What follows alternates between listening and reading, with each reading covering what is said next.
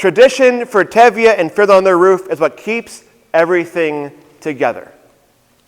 Keeps life moving forward. Keeps everyone knowing what they're supposed to do and makes life livable. Especially in a society where they didn't have that much control over their lives, right? Because in Fiddler, they're in a Russian-controlled area where they're not exactly loved and taken care of. Where as it goes on, they're being kicked out because of who they are. But it gave them a sense of purpose, a sense of life. Tradition can be a very powerful thing. You know what traditions in your life? The big to the small. How they can be life-giving for you. When Amy and I lived in Ohio, we had a tradition around the Christmas tree. Now, when I was growing up, we had things like angels or a nativity scene on top of the Christmas tree. Amy's family grew up with stars on their Christmas trees. So when we got married, we had a decision to make. What goes on top of the Christmas tree? Luckily, this was not an all-out fight. This was not a battle. Another part of this as well was that we were living in Ohio. My family was in Pittsburgh. Amy's family is up here in Michigan. Guess where we weren't on Christmas? We're with our families. Now we'd go like in the next day or two after Christmas to see family. And so what we ended up doing was, whichever family we were not going to see over the Christmas holiday, we used that tradition. So if we're coming to Michigan, we had our angel on top of the tree. That way I could be connected to my family back at home, even though I could not be with them. We went to Pittsburgh, we had a star on the tree. That way we connected with Amy's family and she could feel closer to them over those holidays. Tradition can be really powerful. Now a quote from Yaroslav Pelikan, which is a really fun name to say, is that tradition is the living faith of the dead. Traditionalism is the dead faith of the living. What's the difference, right? Traditions are those things that have been passed on from generation to generation that give us purpose, that give us life, that give us connections throughout all of history. Traditionalism can be summed up in the phrase, well, we've always done it that way before. It's the story of the woman who cuts the ends off her ham every time she bakes a ham. And she gets asked by her family, why do you do that? Well, my mother always did. And so I learned that no matter what, you take the ham, you cut off the ends, you put it in the oven. I'm sure there's a great, wonderful way why this matters and makes the ham better. But she got curious. Went to her mom and said, hey mom, why is it that we cut the ends off the ham? How does this make it better? Well, I don't know. My mother always did it that way. And so I did it because she did it. Okay? So a woman goes off to the nursing home and sees Grandma. Grandma, why is it that you cut the ends off the ham? I really need to know. Like, it's been bothering me. My friends keep asking me. They want to know how it makes it better. I want to give them the answer. Why does this make it better? Oh, dear heart. My pan was too small. And so I cut the ends off the ham so it fit in my pan. That's it? Yeah. So why can't they head off my ham? I have no idea. Your pans are plenty big enough. Thank you.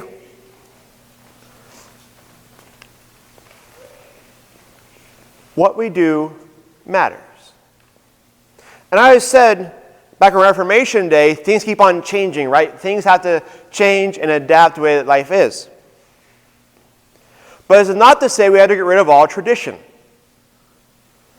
Our second reading today, Paul, or whoever wrote 2 Thessalonians, there's great debate, but we'll say Paul for the day, says to stand fast, stand firm in your traditions that I have taught you. So there's this fine balancing act, right?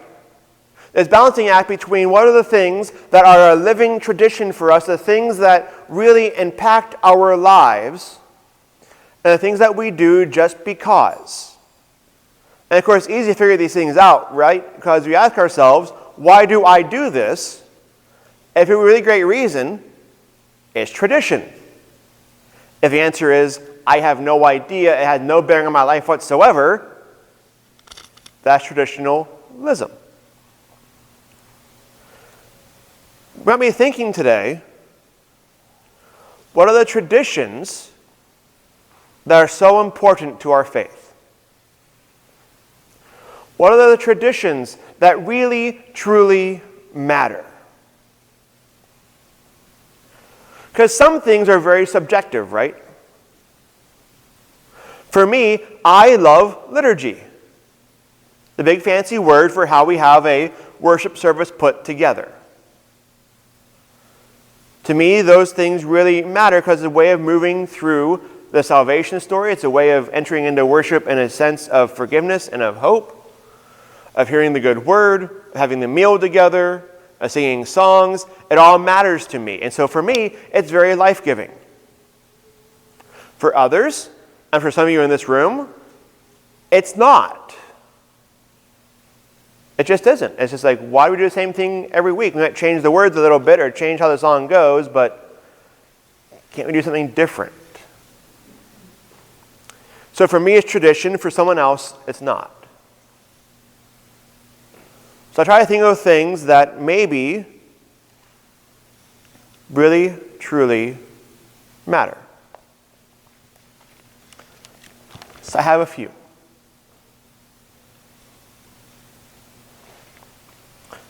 A tradition in our faith of love. It's a tradition, isn't it? That we are a people of love. How are we known as Christians? We have a song about it, right? They will know we are Christians by our love, by our love. They will know we are Christians by our love. It's what Christ commanded of us. It's what Christ told us. Be known for your love of each other. This love that knows no boundaries, this love that knows no limitations, that takes this tent that we all live in and keeps on making it wider and wider and wider so that everyone can fit inside of it. That's the love that we know. What would happen to our faith if we lost that tradition? If that tradition of love got cast aside? Will we even be ourselves anymore? The tradition of the sacraments.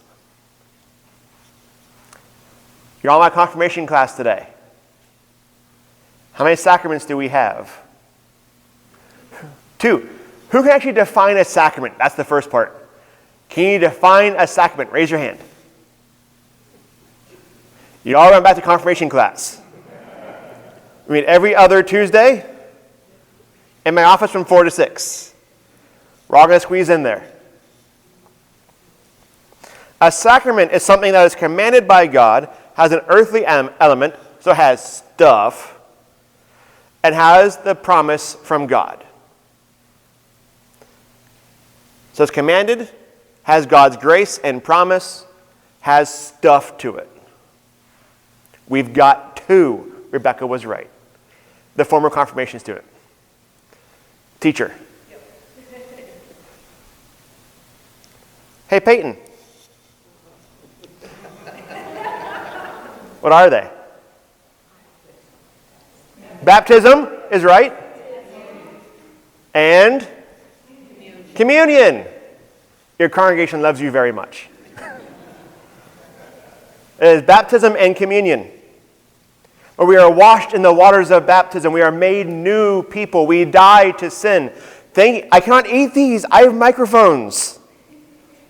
I'll take one more. Thank you for sharing.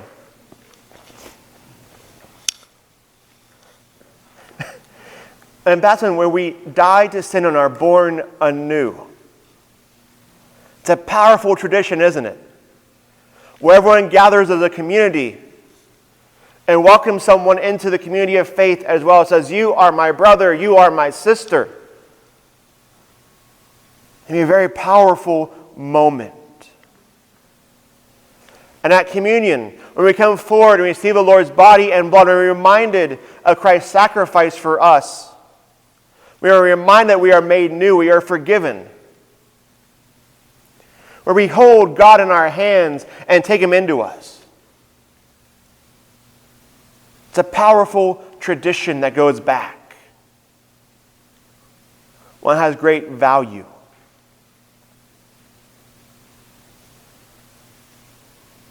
And speaking of sacrifice, the tradition of service and sacrifice.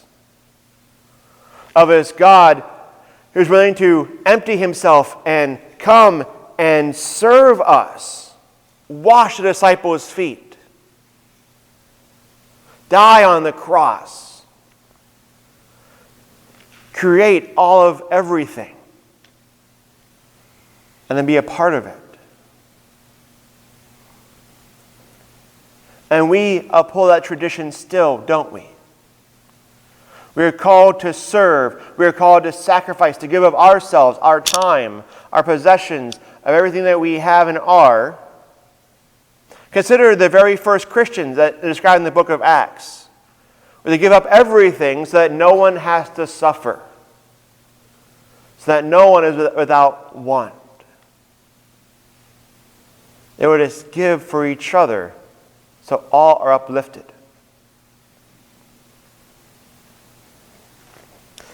The tradition of community, tradition of relationships. It's a tradition that we come here every Sunday and meet together, isn't it? It's a life-giving one. Remember that God is so much in love of a relationship that God's three people in one. That God walked in the Garden of Eden. That God came to us as Jesus Christ and was part of community with us. We are reminded that we need each other. You know, Pat talked about the tune-in team and we did these surveys. And Pat, what was the number one thing that people did not want to change here at Antioch? The coffee nook. Number one thing that could not change, we would not change, we have to make sure stays no matter what, is the coffee nook. Because we love our coffee. Except for me, I don't even drink coffee. But the reality, when we actually looked at that, we realized that's the moment when we come together as a community every single week. We come here to worship and we sit in our seats and we stare at the pastor talking for way too long. Not that long. A little bit long. When we come and we can sit here and do the thing, but then afterwards we get to go and talk to each other. Hear about each other's lives throughout this past week. Rejoice in the celebrations, help mourn the losses. It's a time that we gather together because we need each other. That tradition matters. A tradition of mentoring, of lifting people up. I love how Moses tries to do it all by himself. And he's burning himself out because they're going through the wilderness. He's trying to go through every hard decision, make every judgment. People are complaining. He's trying to go meet with every single person. There's thousands of people. And Mo can't do it by himself. So his wise father-in-law comes and says, hey, dummy, stop. Raise up new leaders. You will burn yourself out. You'll be worthless to everyone. You'll be miserable if you don't do it. And so he does. He raises up new judges. He raises up new people who lead different groups. And then he can make all the big decisions, but then everyone else can handle other things. And so you have people learning how to lead, and you have him able to do his job well. And eventually he mentors Joshua, who takes over the whole thing. It's one of those traditions that we sometimes grow lax in, right? We think at times that we have to do it all ourselves. I can do better than anybody else. When you take a step and look back and say, no, I need to let go. I need to give these skills to someone else. I need to let them take over. Raising up new leaders all the time. That's church, that's daily life, that's work, that's everywhere, right? It's also why we have our tutoring program. We're helping mentor young children to grow and to learn and to be amazing people.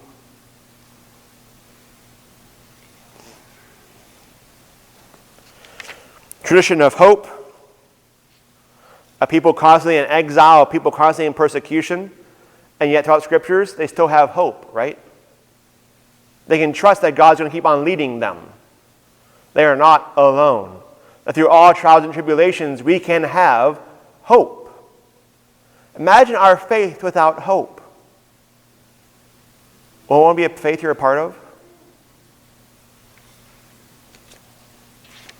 I got two more. Stick with me. A tradition of justice. As saying the poor and oppressed need to be lifted up and not meant to just stay by themselves at the bottom. As Scripture over and over and over again. Don't give me your empty festivals. Give me justice. Is it any surprise that abolition, is it any surprise the civil rights movement were born in churches? Where you could see the beauty and the wonder of all people and say, you have value, we'll stand beside you.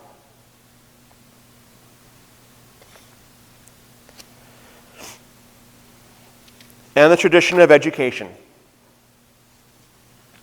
where Martin Luther was one of the very first people to say we need to have a public school system.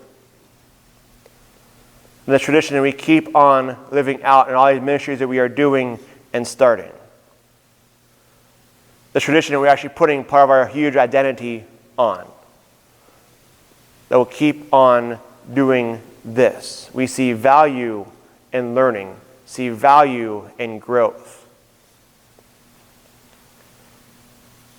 I mean, think about it, that's 2 out of 3 of the things we say we do. We teach, we grow, and we serve.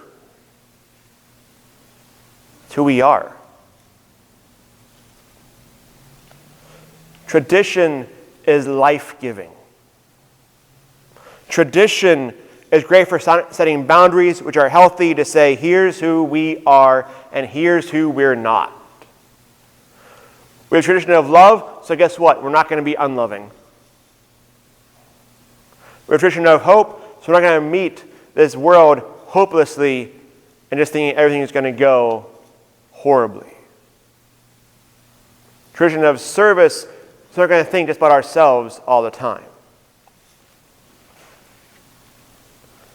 These are traditions we need to embrace every single day. Hold on to and know this is who we are.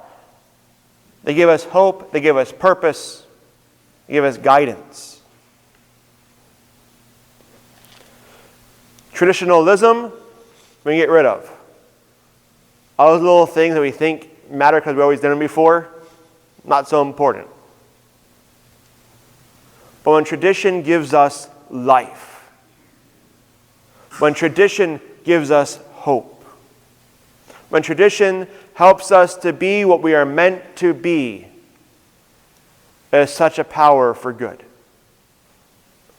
So may we hold on to these, may we embrace these, may we rejoice and celebrate that God has gifted them to us. And may we stand firm and stand fast. Say, here's who we are. We can do no other. Amen.